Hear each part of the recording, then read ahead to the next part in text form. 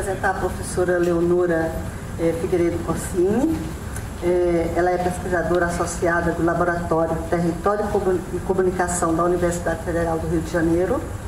Tem experiência na área de psicologia, com ênfase em psicologia social, trabalhando principalmente com os seguintes temas: migrações, nomandismo, produções de subjetividade, mestiçagem, hibridação, gênero e identidade, linguagem, representações sociais e trabalho.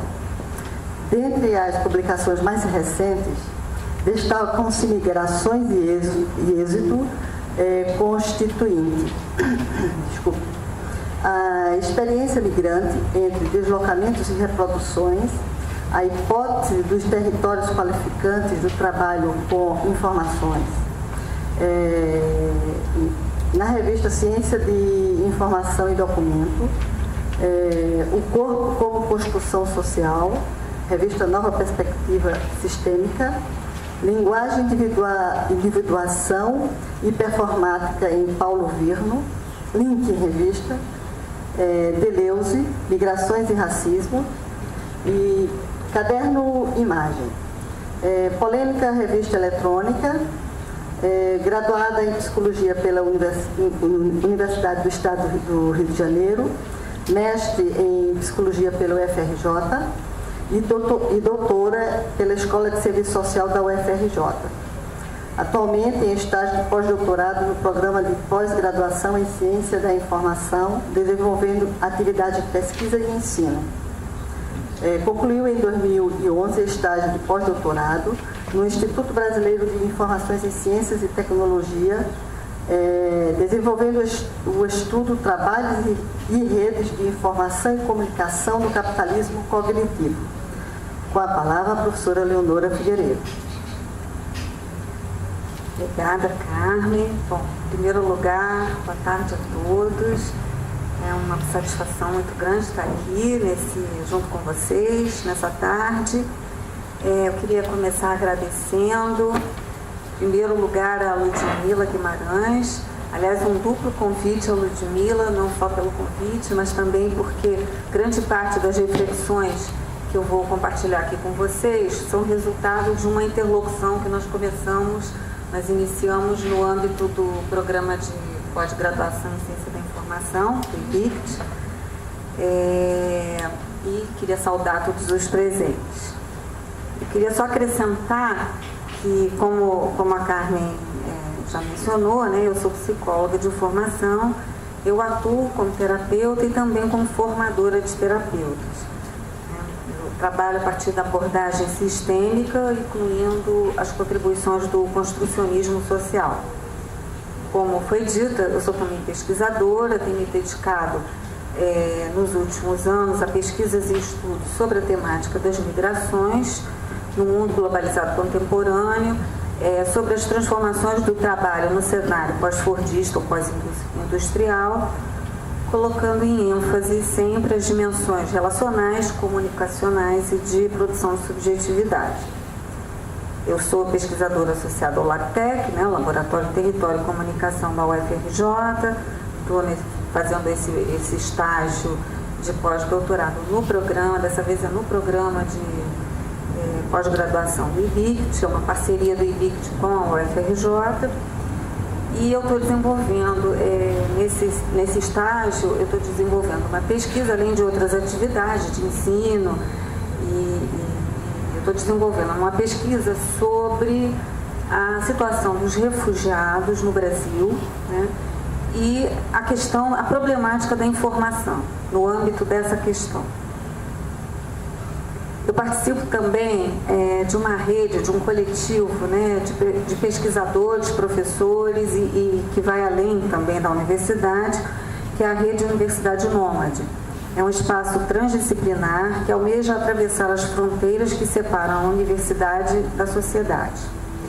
Bom, eu trouxe aqui algumas reflexões, vou pedir desculpa porque não preparei na forma de uma apresentação em PowerPoint, vou ler para vocês, até para eu não acompanhar melhor o tempo, né, não me perder. Então eu vou começar a minha leitura. E depois a gente tem um tempo para complementar alguma coisa que não ficar muito clara, para perguntas, etc. Bom, o tema que me coube apresentar e propor como reflexão aqui é um tema bastante abrangente e amplo, que permite diferentes formas de entrada e abordagens, mas é, de alguma maneira, bastante transversal com os meus temas de pesquisa mais recentes.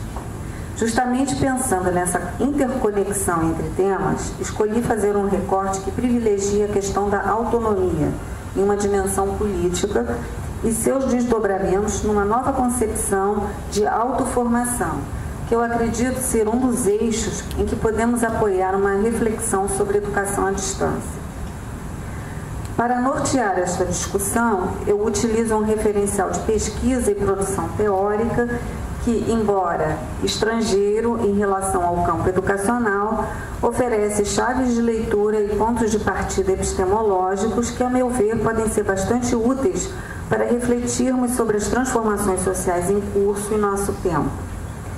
Trata-se de uma corrente teórica de pesquisa que se insere na tradição política do operaísmo italiano e que se dedica a analisar, por um lado, a autonomia do trabalho no cenário pós-fordista, ou seja, no âmbito do novo regime de produção e acumulação que se desloca e desborda a grande indústria de moldes fordistas tayloristas, e também a autonomia da mobilidade humana, um outro nome para as migrações, ou seja, os movimentos migratórios no espaço transnacional no mundo globalizado. Essa é uma proposta de prática de pesquisa e também de militância política que se denomina, nascida no âmbito desses pesquisadores e teóricos operaístas, né?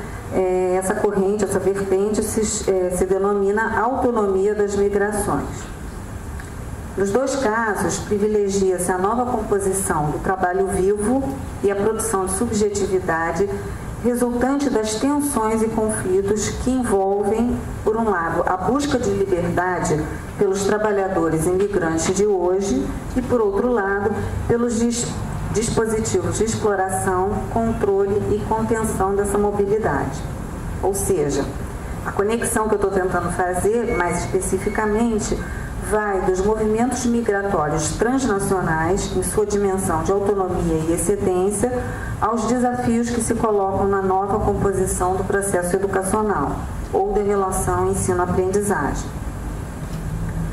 Além de propor a autonomia dos movimentos migratórios como ponto de partida para pensar as novas configurações nos processos educacionais como um todo, propõe uma releitura ou uma ressignificação do próprio termo autonomia, que aqui não tem o sentido de isolamento ou individualização, mas resgata o sentido de relação social, reassumindo assim uma dimensão política.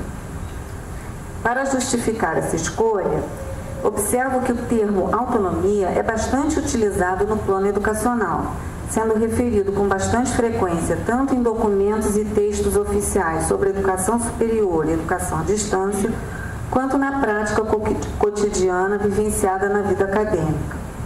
O tópico autonomia está, por exemplo, entre os 7 temas de discussão propostos pela Academia Brasileira de Ciências para a elaboração do documento Subsídios para a Reforma da Educação Superior, solicitado pelo MEC, ao lado do papel da universidade, do financiamento, acesso, permanência, avaliação, conteúdos e programas, estrutura e gestão. Um dos autores a quem eu recorro mais sistematicamente, tanto nos estudos sobre as migrações, quanto nessa pesquisa e reflexão sobre a questão, essa dimensão política da autonomia, tem sido o italiano Sandro Mesadra, autor do livro Direito de Fuga. É um livro que já foi escrito em italiano, ele já está traduzido para o português de Portugal e disponível em PDF, dá para ser baixado online, na versão em espanhol. O Sandro Mesadra defende a hipótese de que as migrações contemporâneas elas são autônomas em relação aos determinismos estruturais econômicos, sociais e também ambientais. As migrações, neste ponto de vista, são expressão de desejo e busca de liberdade por parte de quem decide partir para tentar a vida em outro lugar. Os formuladores da hipótese da autonomia das migrações dirigem, portanto, uma crítica às teorias neoclássicas e economicistas que explicam o aumento vertiginoso dos fluxos migratórios como resposta ao empobrecimento e à precarização promovida pela globalização. Então, esses autores também defendem aquela ideia tão trabalhada pelo Milton Santos de uma outra globalização, uma outra compreensão, uma outra leitura da globalização. Então, esses determinismos economicistas, né, eles praticamente forçariam ou empurrariam as pessoas para fora de seus lugares de origem e acabando ver os migrantes como vítimas dessas determinações, vítimas que não têm muitas alternativas senão fugir. O que o Mesadra vai fazer é justamente positivar essa ação de fuga, né? A linha de fuga, o êxodo, enxergando a fuga como um direito e não como uma necessidade, mesmo sem desconsiderar que esses elementos que pressionam as pessoas para buscarem uma vida melhor fora de seus territórios realmente existam e sejam importantes no processo. Desafia também outras categorias e pressupostos ainda muito presentes neste campo de estudos, como o de pertencimento a um lugar, essa ideia de pertencimento, né? E a própria ideia de lugar também. A existência de espaços e territórios previamente definidos e a função das fronteiras como ordenadoras e operadoras de uma divisão binária entre dentro e fora, entre quem está em situação regular e quem está irregular, quem é cidadão e quem não é. Então, de acordo com essa perspectiva, no capitalismo globalizado ou no capitalismo cognitivo, como muitos desses autores operaístas começaram a designar o momento de transição do fordismo ao pós-fordismo, nada mais está fora dos ordenamentos de controle e produção. Eu imagino que na sessão de hoje de manhã vocês tenham ouvido o professor Giuseppe Coco falar sobre esses temas, né? Na relação entre a universidade e a metrópole, por exemplo, os próprios mecanismos de seleção e segmentação se modificam.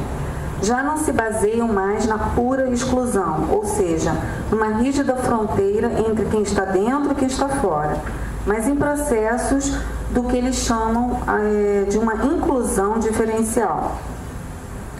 Neste cenário, a questão do direito à formação superior e democratização do acesso à universidade somam-se os conflitos e disputas em torno da qualidade da inclusão e da produção de conhecimento, enquanto novos dispositivos de hierarquização. Um caso exemplar, a meu ver, nesse sentido, seria uma tendência que começa a se afirmar e se disseminar de submeter candidatos a programas de pós-graduação em cursos, né, de universidades públicas a exames eliminatórios de conhecimento de língua estrangeira. Quer dizer, exigindo um domínio de língua estrangeira, de um idioma estrangeiro, que ultrapassa o caráter instrumental do domínio desses idiomas, que até então era o que vigorava. Ainda de acordo com a abordagem da autonomia das migrações, as fronteiras não são lugares fixos ou pontos localizados em espaços determinados, mas são antes espaços atravessados por tensões, disputas e antagonismos, espaços com limites sempre porosos, cujo contínuo atravessamento vai produzir novos espaços sociais, novas relações e novas subjetividades. Ou seja, no caso dos migrantes, né? Em sua contínua mobilidade, em sua luta para poderem viver em outros lugares, fazem proliferar as fronteiras e multiplicar as condições e estatutos de sua inserção nos novos territórios. Enquanto espaços atravessados por tensões e antagonismos, enquanto espaços de luta e produção de subjetividade, entre o desejo de emancipação e liberdade e as tentativas de captura e contenção, as fronteiras são, para Mesadra e outros pesquisadores da autonomia, um método de trabalho. Isto quer dizer que, além de uma perspectiva epistemológica, a fronteira se constitui um lugar material de um conjunto de relações sociais que produzem, entre outras coisas, o próprio espaço social. Aí a gente pode pensar no que os antropólogos definem como um fato social total. Por isto, a opção pela expressão espaços transnacionais de mobilidade, que os seguidores, os pesquisadores dessa vertente da autonomia das migrações preferem, em lugar de espaços internacionais. Quer dizer, os espaços internacionais são aqueles espaços organizados pelas fronteiras geopolíticas, aquelas que a gente vê no mapa, e que tem a ver também, que coincidem com as delimitações do Estado-nação. Esses espaços que os migrantes, nessa crescente mobilidade pelo mundo globalizado, estão construindo novos espaços, esses espaços que eles caracterizam como espaços transnacionais. Eu acho isso muito interessante para a gente depois pensar nessa fronteira, tanto entre a universidade e o espaço da cidade, o espaço metropolitano, quanto a própria fronteira que supostamente existiria entre ensino presencial e ensino à distância. Esses espaços trans que ficam entre. Então, retomando a nossa analogia, podemos pensar na multiplicação de estatutos e formas diferenciadas de inclusão nas instituições de ensino superior no Brasil, a partir das transformações que têm resultado da própria pressão da sociedade e dos movimentos sociais por democratização e ampliação do acesso ao ensino superior. Eu estou me referindo à reforma universitária em curso, que vem acompanhada de ações de mobilização social e políticas governamentais que têm em vista a ampliação dos números de estudantes no nível superior, tais como programas como ProUni, ReUni, a recém-aprovada Lei de Cotas para universidades públicas, os bacharelados interdisciplinares, a massificação da oferta de cursos de pós-graduação à distância, o próprio Enem, os pré-vestibulares populares e muitas outras iniciativas. A gente poderia elencar aqui. Assim, um primeiro elemento de articulação que permite trazer a autonomia do campo das experiências e práticas dos migrantes para o campo da educação superior, que é o que a gente está tratando aqui, seria a própria ideia de fronteira. Fronteira pensada como um entre-lugar, um espaço em que se está entre uma condição de suspensão ou tradução, reivindicando uma tradição dos estudos pós-coloniais. Essa ideia de tradução. A noção de fronteira oferece também a vantagem de permitir uma analogia com a própria teoria do conhecimento. Dizendo de outra forma, conhecer é traçar fronteiras, é limitar, delimitar, definir. Quando a gente fala definir, a gente recupera, a gente pensa na matriz etimológica de finis, do latim, que quer dizer limite, fronteira. Então a gente está sempre definindo, redefinindo, rompendo essa fronteira que a gente acabou de traçar. Enfim, esse é o processo de produção do conhecimento. Além disso, se concordamos com o fato da centralidade dos saberes e do conhecimento enquanto elementos produtivos no capitalismo cognitivo, não podemos esquecer que, além de uma mercadoria bastante peculiar, conhecimento é também um instrumento de hierarquização e fragmentação. Ele excede de maneira estrutural a unidade de medida da economia política clássica. Longe de representar um estágio avançado da evolução capitalista, a produção de saberes constitui, neste sentido, um campo de batalha. As práticas de fuga e autonomia, por um lado, e os processos de captura e de subsunção, por outro, constituem um ponto de tensão imanente à cooperação social. Em segundo lugar, pensar os efeitos da mobilidade humana no mundo contemporâneo, em termos da heterogeneidade constitutiva da composição do trabalho vivo no interior de um capitalismo chamado cognitivo, permite avançar a hipótese de uma também nova composição sociotécnica do processo educacional, ou da relação ensino-aprendizagem, que nós poderíamos caracterizar como uma educação viva, Se a gente fala de trabalho vivo, a gente pode também pensar numa educação viva. Atravessando a fronteira entre formação e trabalho, esta educação viva guardaria uma estreita relação com a dimensão de autonomia e com a própria ideia de autoformação, outra ferramenta conceitual que eu penso ser bastante adequada e congruente com os propósitos desta reflexão. Entendemos que hoje o trabalho se autonomiza e rompe as fronteiras da fábrica, disseminando agenciamentos e movimentos de resistência, se autovalorize por fora e para além da relação salarial. De um modo análogo, os sujeitos do processo educacional, educandos e educadores, em suas reivindicações e mobilizações por mais direitos, estariam num processo de autoformação, ou seja, são sujeitos agentes protagonistas neste processo, que não deixam, contudo, de ser também objetos de ações e políticas que podem acabar criando mais mecanismos de controle, hierarquização e até mesmo exclusão. Então, é uma disputa permanente. Por último, sustentamos que o migrante, o estrangeiro, é ele mesmo o produtor de conhecimento. O migrante que vive em permanente condição de tradução linguística, né, se a gente pensar o linguístico aqui, incluindo comunicação, cognição, os afetos, as relações. Então, uma tradução linguística entre mundos diversos, entre mundos heterogêneos.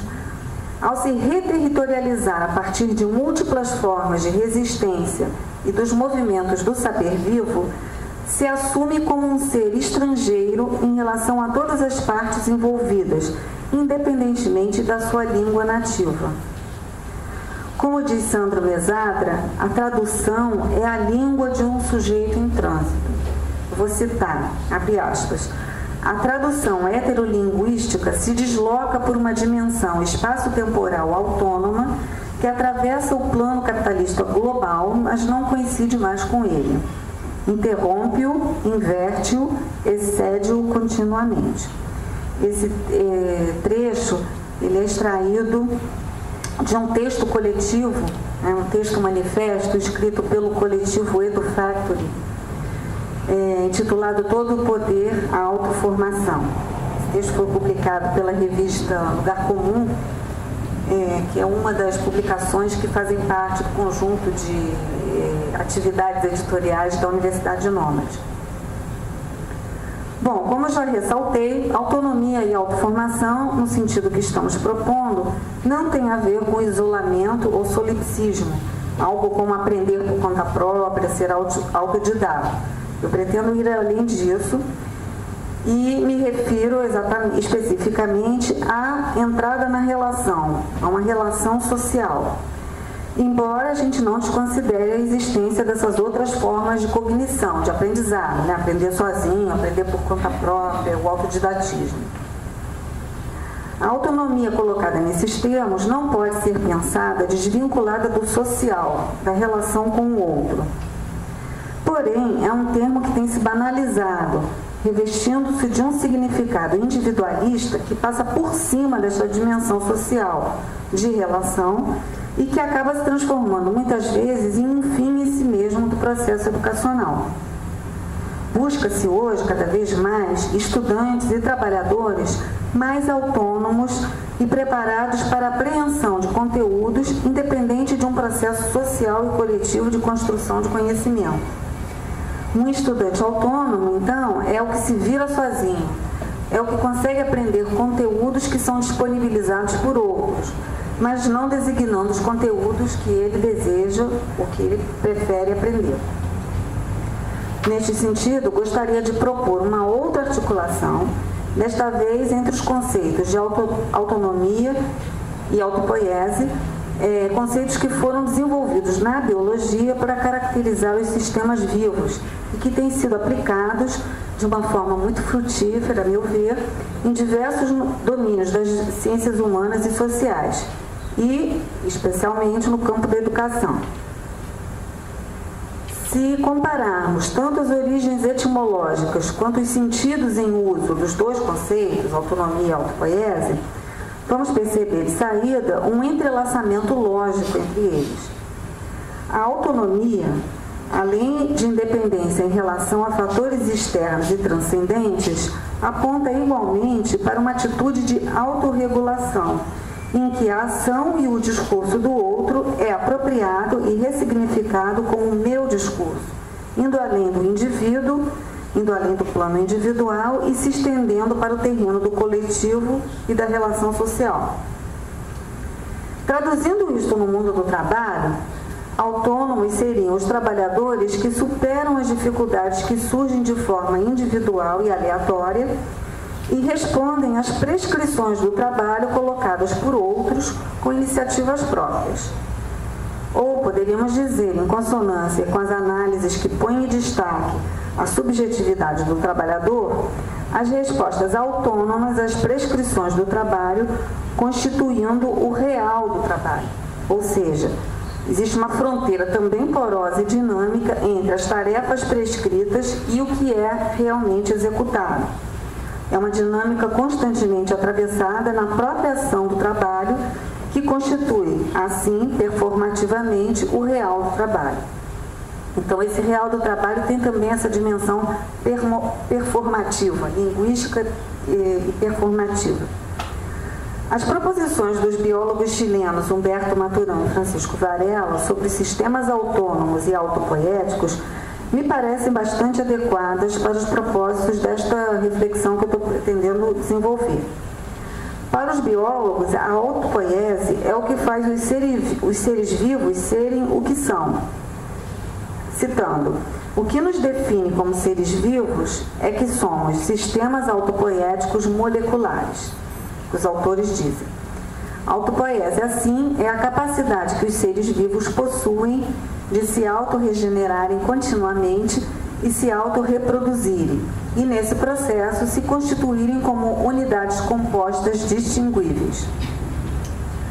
Os seres vivos podem ser definidos como entes autônomos que se tornam autorreferidos em seu simples operar, porque seu operar faz sentido em relação a si mesmo, mas sempre autorreferido.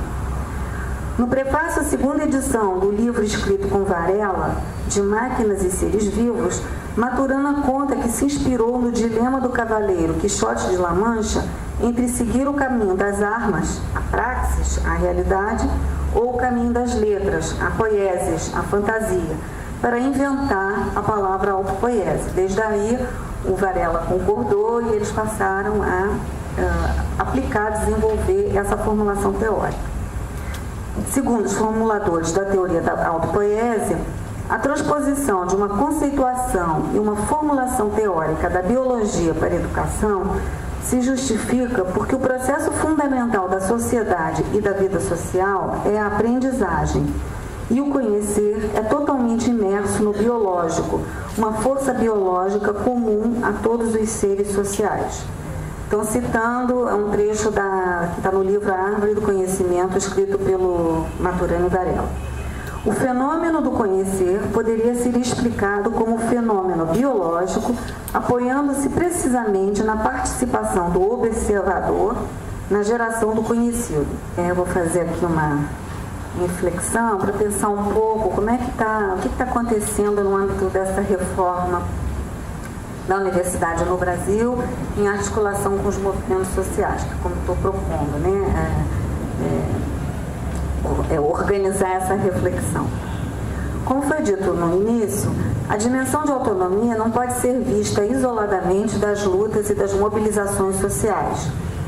Acredito que aqui no Brasil, as reformas que estão em curso sejam em grande medida resultado das reivindicações de uma multidão de jovens pobres, negros, precários, que estavam fora da universidade, uma pressão para que essas pessoas tenham acesso à educação superior e possam contar com mais recursos para ascender socialmente.